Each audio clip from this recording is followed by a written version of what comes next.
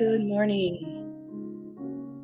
Happy Tuesday. Welcome back to my channel. My name is PK. This is Bookeemonsters.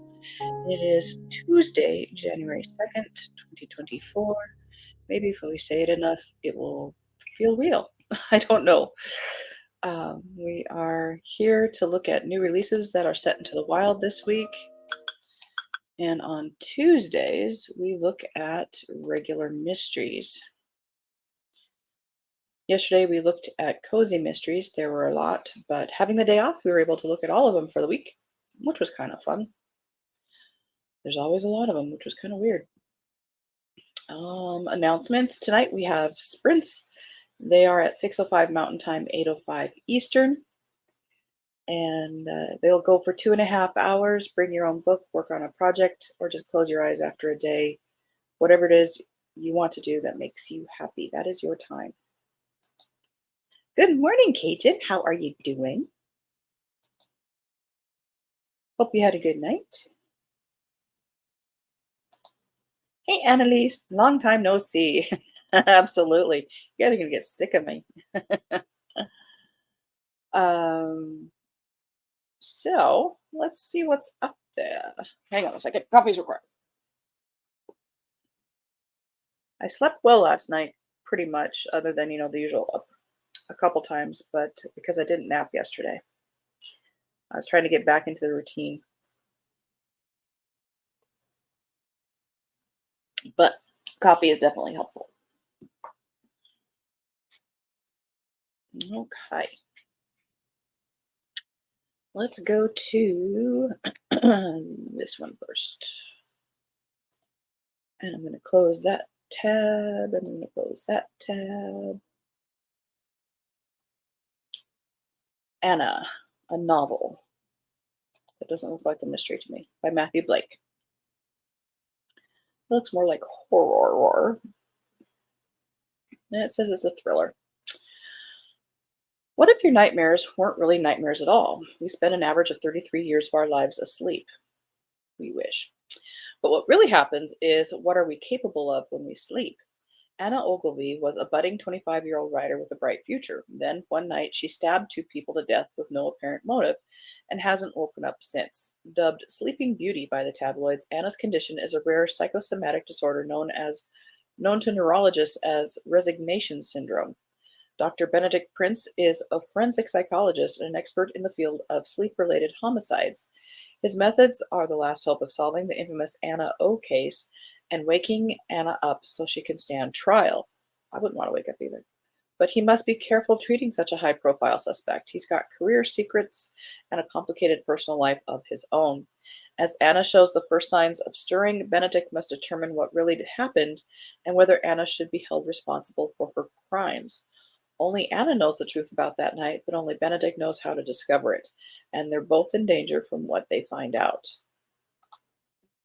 Oh, I get it. It's Anna O. That circle. See, that's bad. It looks like just a circle around the word a novel and not the letter O, which should be a little bit more elongated on the sides, maybe. Deceptive. I mean, whatever. They don't listen to me. Annalise says, oh, I love napping. Can't see to do them. Oh, I know. It does sound very interesting. I wish it had like a better title or something, because it just doesn't. That didn't pull me in until I read what it was about. First Lie Wins by Ashley Elston. Evie Porter has everything a nice Southern girl could want: a perfect doting boyfriend, a house with a white picket fence and a garden, and a fancy. We read this, didn't we? Fancy group of friends. The only catch: Evie Porter doesn't exist. The identity comes first. Evie Porter. Once she's given a name and location by her mysterious boss, Mr. Smith, she learns everything there is to know about the town and the people in it. Then the mark. Ryan Sumner. The last piece of the puzzle is the job. Evie isn't privy to Mr. Smith's real identity, but she knows this job will be different. Ryan has gotten under her skin, and she's starting to envision a different sort of life for herself. But Evie can't make any mistakes, especially after what happened last time. Because the one thing she's worked her entire life to keep clean, the one identity she could always go back to, her real identity, just walked right into this town. Evie Porter must stay one step ahead of her past while making sure there's still a future in front of her. The stakes couldn't be higher, but then Evie has always liked a challenge. Intriguing also.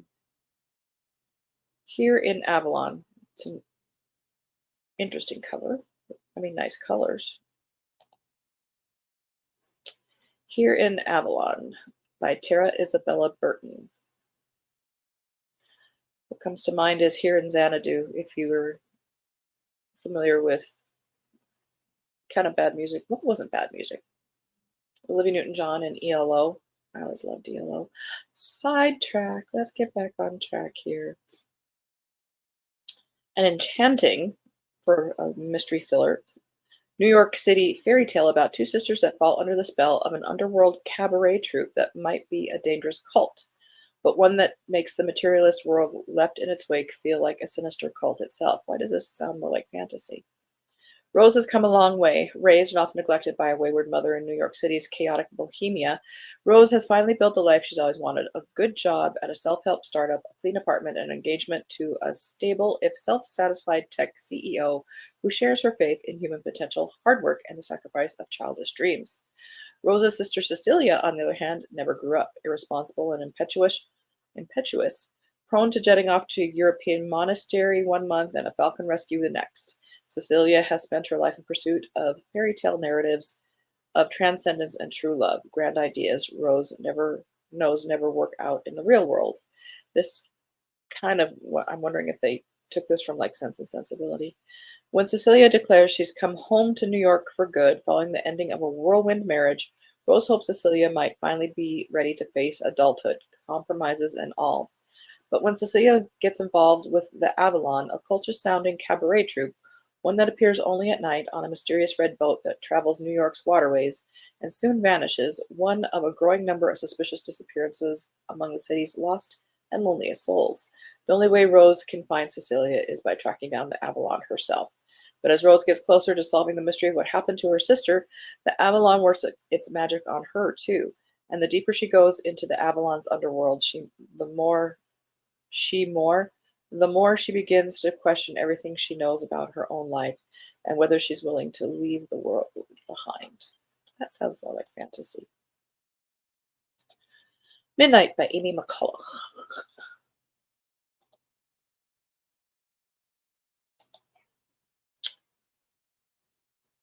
It's another thriller, once-in-a-lifetime trip to Antarctica. To camp beneath the legendary midnight sun comes a desperate battle for survival against a killer determined to follow the prey to the ends of the earth. The sun never sets, and this killer never sleeps. Olivia Campbell has always dreamed of spending a sunlit night on the frigid Antarctic continent. Why? But as an actuary who assesses risk for a living, she never imagined she would have the chance. So when her career takes an unexpected detour and her boyfriend, a high-powered art dealer with a taste for the finer things in life, decides to stage an ostentatious career-making auction on a luxury liner to Antarctica, Olivia is thrilled. That is, until things start to feel a bit strange. In addition to the scores of wealthy patrons and potential buyers, they'll also be traveling alongside a small group of beleaguered employees of Pioneer Adventures, the company responsible for managing the ship, and their charismatic, divisive CEO. When the first bodies are discovered, it's easy enough for Olivia to write it off as a terrible accident. But as the situation heats up and the temperatures continue to plummet, she begins to wonder whether she might have booked a one-way ticket to her own demise. Well, you really didn't book it. You just followed your boyfriend. Just saying. Rabbit Hole by Kate Brody. A twisty, sexy debut. Conspiracy theories from Reddit seduce a disaster-prone woman into an obsession with solving her older sister's cold case disappearance. 10 years ago, Theodora Teddy Engstrom's older sister Angie went missing. Her case remains unsolved. Now Teddy's father, Mark, has killed himself. Unbeknownst to Mark's family, he had been active in a Reddit community fixated on Angie, and Teddy can't help but fall down the same rabbit hole. Teddy's investigation quickly gets her in hot water with her gun nut boyfriend, her long-lost half-brother, and her colleagues at the prestigious high school where she teaches English. Further complicating matters is Teddy's growing obsession with Mickey, a charming amateur sleuth who is eerily keen on helping her solve the case. Bewitched by Mickey, Teddy begins to lose her moral compass. As she struggles to reconcile new information with old memories, her erratic behavior reaches a fever pitch, but she won't stop until she finds Angie or destroys herself in the process. The Ascent by Adam Plantinga. When a high security prison fails, a down on his luck cop and the governor's daughter are going to have to team up if they're going to escape in this debut thriller. Argento, an ex Detroit street cop who can't let injustice go and who has the fighting skills to back up his idealism. That's not a sentence. If he sees a young girl being dragged into an alley, he's going to rescue her and cause some damage. When he does just that in a small, corrupt Missouri town, he's brutally beaten and thrown into a maximum security prison. Julie Wakefield, a grad student who happens to be the governor's daughter, is about to take a tour of the prison. But when a malfunction in the security system releases a horde of prisoners, a fierce struggle for survival ensues. Argento must help a small band of staffs and civilians, including Julie and her two state trooper handlers, make their way from the bottom floor to the roof to safety. All that stands in their way are 6 floors of the most dangerous convicts in Missouri. Okay.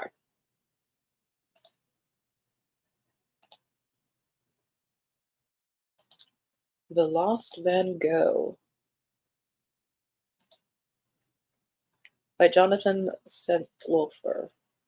I'm familiar with that name. I don't know if I've read any of his. For years, there have been whispers that before his death, Van Gogh completed a final self-portrait. Curators and art historians have savored this rumor, hoping it could illuminate some of the troubled artist's many secrets, but even they have to concede that the missing painting is likely lost forever. But when Luc Perron, artist and great-grandson of the man who stole the Mona Lisa, and Alexis Verde, daughter of a notorious art thief, discover what may be the missing portrait, they are drawn into most epic art puzzles. Come on, people, grammar. When only days later the painting disappears again, they are reunited with Interpol agent John Washington Smith in a dangerous and deadly search for what will not only expose secrets of the artist's last days, but draws them into one of history's darkest eras. Beneath the paint and canvas, beneath the beauty and the legend, the artwork has become linked with something evil, something that continues to flourish on the dark web and on the shadiest corridors of the underground art world. Okay. Some interesting elements.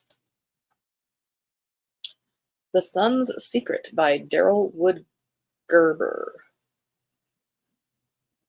Oh, look at that. They've got 2 different tabs here on Amazon. What if you're the only one who believes your son is missing? Maggie Lawson is the smart, capable dean of a boutique college, but even the most confident mother has a weakness, her child. When Maggie can't reach her college senior son, Aiden, to tell him that his father has been shot, she starts to panic. She texts, she calls. Is Aiden ghosting her, or have the dangerous stories Aiden's father, her investigative journalist ex-husband, pursues, finally brought trouble to her door? Maggie is sure that something is very wrong, but no one believes her. As dark events unfold, she must rely on her own investigative instincts to find Aiden. But when Maggie uncovers a devastating secret, she faces a race against time to save him.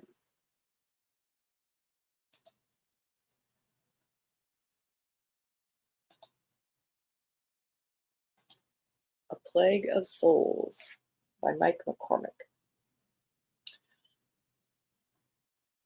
This looks like a... Oh, interesting. Follow-up to Booker-listed literary sensation Solar Bones is a terse metaphysical thriller.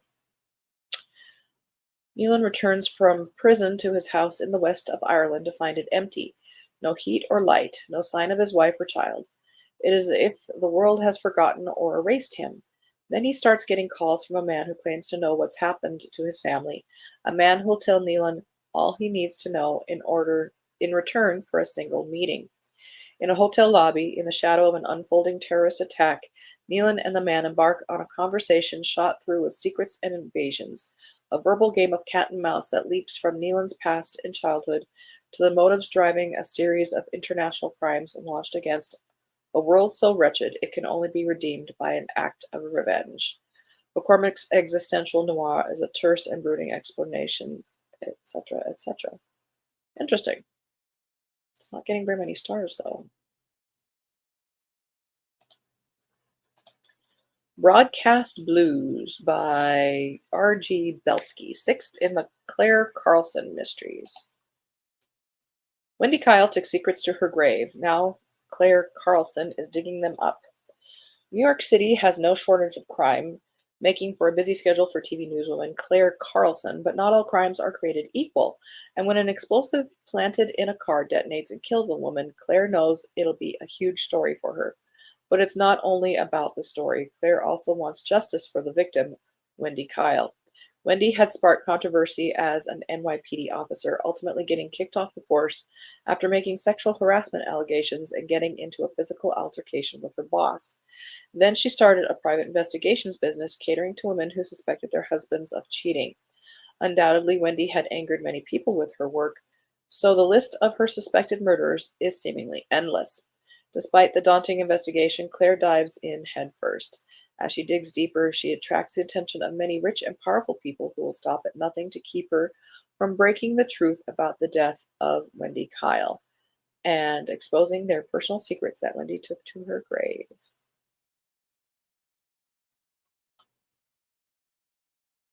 All right.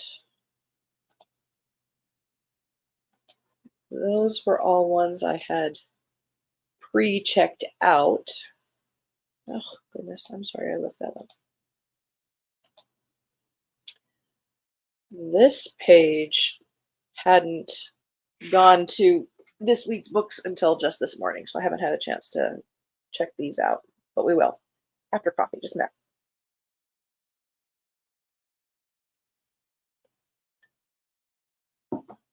All right.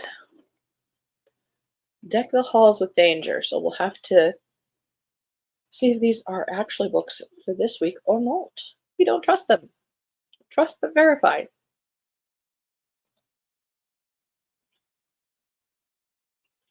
131 pages. Yep, back in December.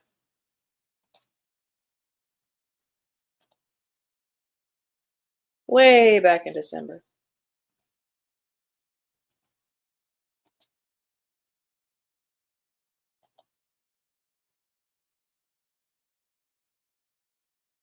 Wow. This came out in December. Oh, I wonder if this was a part of the um, Kindle Unlimited monthly get one free. It says I have this, but it just came out yesterday. The Lies You Wrote by Brianna Lebusks, first of the Reza Susanto series. The double murder of a married couple in a small Washington town draws FBI forensic linguist Reza Susanto into an investigation that mirrors a decades-old crime. 25 years ago, to the day, Alex Parker murdered his parents, then took his own life, leaving behind a note admitting everything. Reza, paired with forensic psychologist Callum Kilkenny, uses her skills to read between the lines, especially now that paranoid postings on a conspiracy thread suggest that Alex was a victim himself. Theories have piqued the interest of a perceptive content moderator and a true crime podcaster eager for a big break. As old and new crimes converge, messages from the living and the confessions of the dead take on new meaning for Reza. Something more sinister than a copycat crime is at play, and plundering the darkest corners of a killer's mind leaves her vulnerable to a deadly twist even she never saw coming. That does sound interesting to me. I'm glad I got it. Fragile Designs.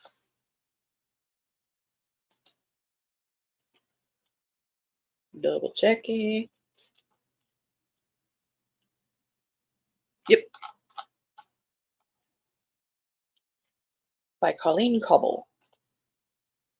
There's only one thing more dangerous than family secrets. Since her police officer husband Eric's mysterious murder, Carly Harris has been struggling to support herself and their infant son. Her career as an antique dealer isn't sustainable, nor is her dream of becoming a novelist. So when her grandmother proposes, she and her two sisters restore the family's large Beaufort home and turn it into a bed and breakfast. She immediately gets to work clearing out the house. In the process, she uncovers a family secret that Eric kept hidden, and an heirloom that the wrong person wouldn't hesitate to kill for. Homicide detective Lucas Bennett isn't his neighbor's biggest fan, not since she broke his brother's heart years ago. But when Carly turns to Lucas for help, believing she's found a lost Fabergé egg that would be worth millions and that could put her family's lives in danger, he can't help but get involved. Soon they're entangled in a mystery with threads that lead all the way to the Russian mafia. Lucas has gotten in deep, and while he trusts his ability to keep Carly and her family safe, he begins to realize he's vulnerable to an unexpected kind of danger, and he's helpless to stop the free fall. As they continue working closely together, Carly and Lucas realize they may have found something more precious than gold. Yet, it's only a matter of time before Carly, or worse, someone she loves, gets hurt. Romantic suspense. The Seventh Girl.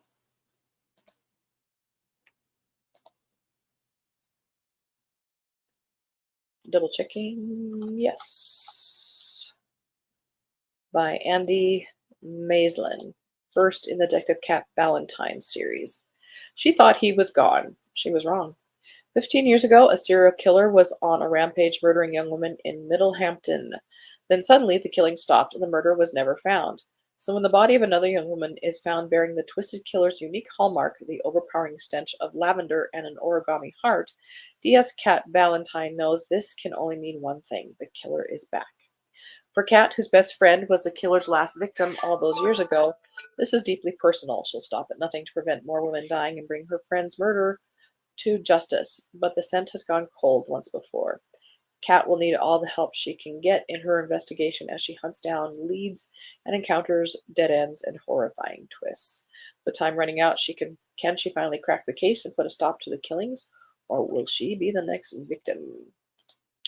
We are out of time, but we're going to check this last one just to say we got to everything.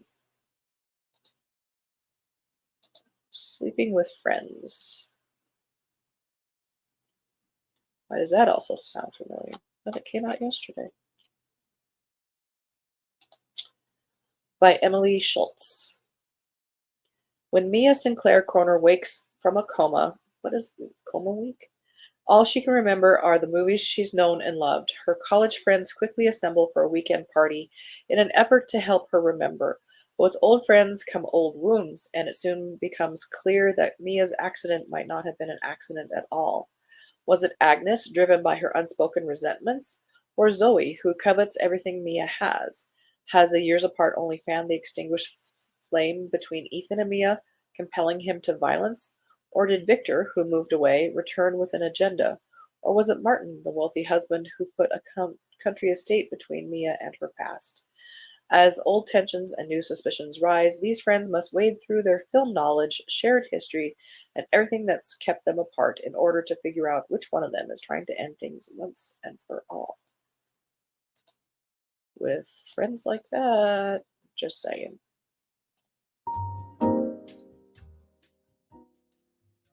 And that's all we have time for. Alrighty. Well, thank you guys. Appreciate you watching, either now or later.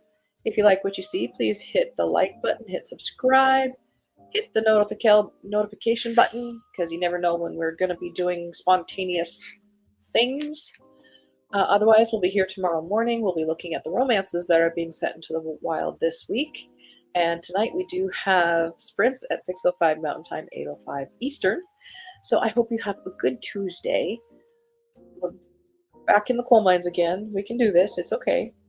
And I hope you're reading good books. And if you're not enjoying it, it's okay to set it down. It's just not the right time. And as the banner says here, don't be a bookworm, be a bookie monster. Nom nom nom. Have a good day. God bless.